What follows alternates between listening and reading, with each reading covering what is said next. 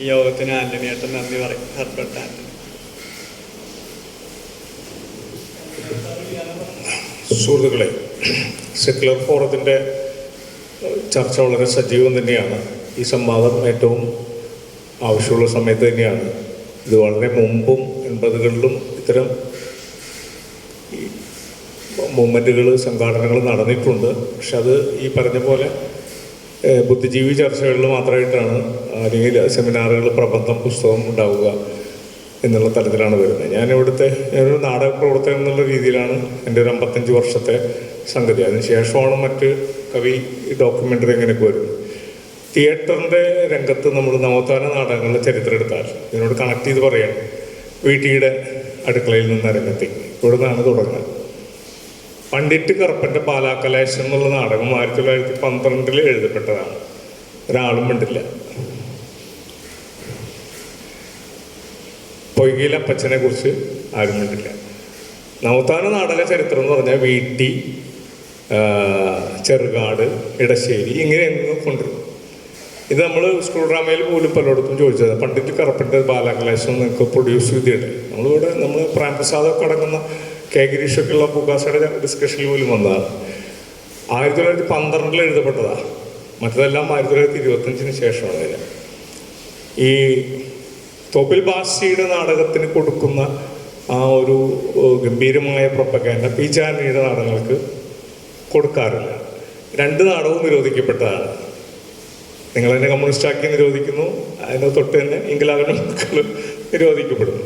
കേരളം എന്നുള്ള ലൈക്യ കേരളം ആയിട്ടില്ല. അതുകൊണ്ട് പ്രാദേശികമായിട്ടാണ് വരിക. തിരുവിതാംകൂർ ഇന്ന നാടകം നിരോധിക്കുമ്പോൾ കൊച്ചിയിൽ ഇന്ന നാടകം നിരോധിക്കുന്നു, അങ്ങനെ വരും. 56 ശേഷമുള്ള ഐക്യകാര്യം വരും. അന്നും നേരത്തെ പറഞ്ഞ വാല് ആരുടെയാണെന്ന് നോക്കിയിട്ടാണ് കേരളത്തിൻ്റെ ഈ കൾച്ചറൽ പൊളിറ്റിക്സ് അല്ലെങ്കിൽ അതിൻ്റെ ഹെഗിമണി മുന്നോട്ട് പോകുന്നു. പക്ഷെ നിങ്ങൾ കോഴിക്കോട് ഭാഗത്തേക്ക് പോയൊക്കെ നായർ നമ്പൂരി എല്ലാവരും ഡോമിനേറ്റ് ചെയ്തത് കെ.ടി. മുഹമ്മദാണ്. നമ്മൾ നേരത്തെ പറഞ്ഞ തോപ്പിൽ ബാസി ആലപ്പുഴയിൽ നിന്ന് വരുന്നു.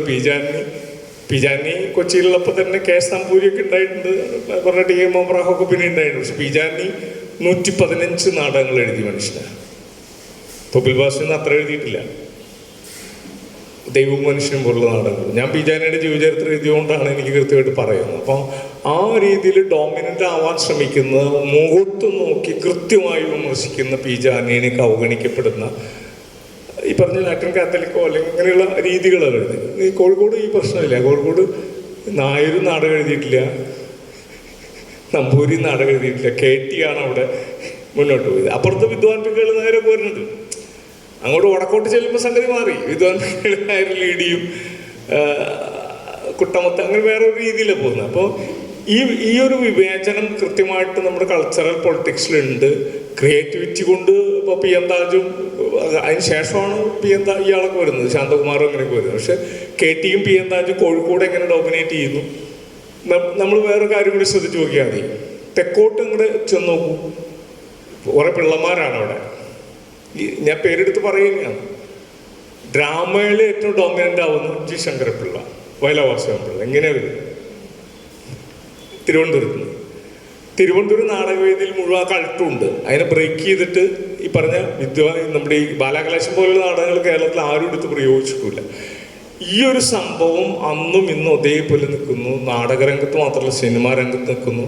നമ്മുടെ അകത്ത് ഈ കൾച്ചറൽ പൊളിറ്റിക്സ് ലെഫ്റ്റ് ഉയർത്തിപ്പിടിക്കുന്നില്ല എന്ന് പറഞ്ഞാൽ ആവിഷ്കാര സ്വാതന്ത്ര്യത്തിൻ്റെ 80കൾക്കുള്ള തുടർച്ച ബ്രേക്ക് ചെയ്യപ്പെട്ടു എന്നുള്ളതാണ്. ആവിഷ്കാര സ്വാതന്ത്ര്യത്തിന് PM മാണിയുടെ നാടകം നിരോധിക്കപ്പെടുന്ന ആ തുടർച്ചകൾ പോയി 2 ഡാറ്റ പറഞ്ഞിട്ട് നിന്ന് നിർത്താം. 89 ഹാഷ്മി കൊല്ലപ്പെടുന്നു, ജോൺ അബ്രഹാം ഒക്കെ വേറെ മൂവ്മെൻ്റ് ആയിട്ട് പോകുന്നുണ്ട്. പക്ഷെ നമ്മുടെ ലെഫ്റ്റ് ഒരിക്കലും അതിൻ്റെ താര കണ്ടിന്യൂ ചെയ്തിട്ടില്ല. കൊസാമ്പി പബ്ലിക്കേഷനൊക്കെ ആയിട്ട് പുസ്തകം വിറ്റ് നടന്ന ആൾക്കാരാണ് ഞങ്ങളൊക്കെ. മൈത്രേനും ഭാസ്കരേന്ദ്രാബ് ഞങ്ങളൊക്കെ. 92 ബാബറി മസ്ജിദിൻ്റെ കാര്യങ്ങൾ നടക്കുന്നു. അഖിലേന്ത്യാ തലത്തിൽ ലെഫ്റ്റ് അതിൻ്റെ കൾച്ചറൽ സ്പിയർ വികസിപ്പിക്കാതെ വരുന്ന സ്ഥലങ്ങളിൽ സോവിയറ്റ് യൂണിയൻ തകർന്നു കിടക്കുന്നതിൻ്റെ ആ സമയത്ത് വരുന്ന തിരിച്ചടികളുടെ സമയത്ത് കറക്റ്റായിട്ട് നമ്മൾ ആലോചിച്ചു. 92 ബാബറി മസ്ജിദ് അത് മണ്ഡൽ കമ്മീഷൻ എടുത്ത് VP സിംഗ് എടുത്ത് വെക്കുന്നിടത്താണ് സംഭവം വരുന്നത്.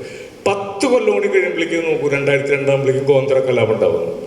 ഇതേ സമയത്തൊക്കെ നമ്മളിവിടെ കൾച്ചറൽ സ്പേസിൽ എങ്ങനെ ഇതിനെ പ്രതിരോധിക്കണം, നാടകം കൊണ്ടും സിനിമ കൊണ്ടും, ജാതിക്കെതിരെയുള്ള ഏത് സിനിമയാണ് ഇവിടെ ഉണ്ടായിട്ടുള്ളത്. പണ്ടൊക്കെ ഒരു അച്ഛനും പാപ്പയെ കുറിച്ചൊക്കെ പറയുന്നല്ലാതെ ഒരു പക്ഷേ അഖിലേന്ത്യാ തലത്തിൽ പരിശോധിച്ചാലും 1% സിനിമകൾ മാത്രമാണ് ഈ അന്ധവിശ്വാസത്തിനെതിരെ ശാസ്ത്രബോധത്തെ ഉയർത്തിപ്പിടിക്കുന്ന സിനിമകൾ വളരെ കുറച്ചുള്ളൂ. യൂറോപ്പ് എടുത്ത് നോക്കിക്കഴിഞ്ഞാൽ അവരെ ഹിന്ദു ഒന്നും ഇല്ലല്ലോ, അവിടെ ക്രിസ്ത്യൻ ചർച്ചാണ്. ചർച്ചിനെ തകർക്കുന്ന രീതിയിലാണ് പസോളനയുടെയും ബുലുവലിൻ്റെയും ഗോദാദിൻ്റെ സിനിമകൾ വന്നിരിക്കുന്നത്.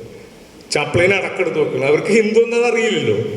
ഈ ഒരു സ്ഥലം നമ്മൾ ഫില്ല് ചെയ്യാതെ പാർലമെന്ററി പൊളിറ്റിക്സും ട്രേഡ് യൂണിയൻ പൊളിറ്റിക്സും വോട്ട് ബാങ്കും മാത്രം പറഞ്ഞിരുന്നാൽ ഒരു ഇഞ്ച് മുന്നോട്ട് പോകില്ല. നമ്മൾ ആദ്യം തുടങ്ങേണ്ടി വരുന്നു എന്നുള്ളതാണ്. കൃത്യമായിട്ടും നാടകം, സിനിമ, ഡോക്യുമെൻ്ററി, ഷോർട്ട് ഫിലിമിനകത്ത് ഈ സംഗതിന് ശാസ്ത്രബോധം ഉയർത്തിപ്പിടിച്ചുകൊണ്ട് എങ്ങനെയാണ് ഇവരെ റാഡിക്കലൈസ് ചെയ്യേണ്ടത്. അല്ലാതെ ഈ സാധനത്തിന് പേര് ഞങ്ങൾ സെക്യുലറായിട്ട്, ഇപ്പോൾ എൻ്റെയൊക്കെ സെക്യുലർ എന്നാണ് ആപ്ലിക്കേഷനിൽ എഴുതിയിട്ടുള്ളത്, അങ്ങനെ തന്നെ ജീവിക്കുന്നുണ്ട്. പക്ഷെ ഒറ്റപ്പെടൽ ഭയങ്കരമായിട്ട് ഫീൽ ചെയ്യും. ഇത്രയൊക്കെ നമ്മൾ ഫൈറ്റ് ചെയ്ത് ജീവിച്ചിട്ട് 15 വയസ്സിലൊക്കെ ഞാൻ പള്ളി ഉപേക്ഷിച്ചിട്ടാണ്.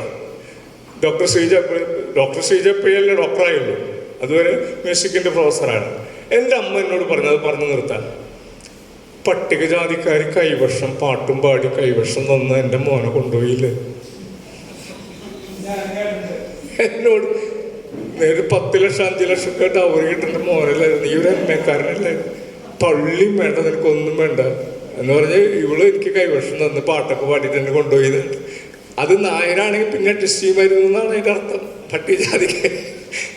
അപ്പൊ ഇങ്ങനെ ഒരു സ്ഥലത്ത് ഒരു പക്ഷേ ഒരു പാർട്ടി അജണ്ടയിൽ ഞാൻ ഡിവൈഫൈഡ് ഇതിൽ പറഞ്ഞാണ്, നിങ്ങൾ ഈ മിശ്രവാഹിതരാണോ ന്യൂനപക്ഷത്തിൽ ന്യൂനപക്ഷം സഹിച്ചോ എന്നുള്ളത്.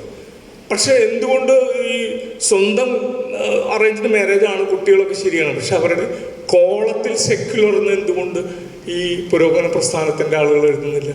ഇന്റർകാസ്റ്റ് മാരേജോ നിങ്ങൾ സഹിച്ചോ എന്ന് പറയില്ലല്ലോ. നിങ്ങളുടെ കുട്ടികളുടെ കോളത്തിൽ സെക്യുലർ എന്ന് എഴുതണം, പുതിയ വർഗമായി മാറും അത്. ഇതാണ് പറയേണ്ടത്. അല്ലാതെ ഈ ഞാൻ നായർ പെണ്ണ് അങ്ങനെ ഞാൻ പുരോഗമനം പറയുന്നു എന്നുള്ളടത്തേക്ക് വീണ്ടും വന്നാൽ നമ്മൾ ഈ സാധനം ഭയങ്കരമായിട്ട് മറ്റൊരടിച്ചു കൊണ്ടുപോകും. ഈ സംഖ്യകൾ ശ്രദ്ധിക്കാറുള്ളതാണ്. യോഗത്തിന് നന്ദി പറയുന്നതിന് വേണ്ടിയിട്ട് ആന്റണിയെ ക്ഷണിക്കുന്നു.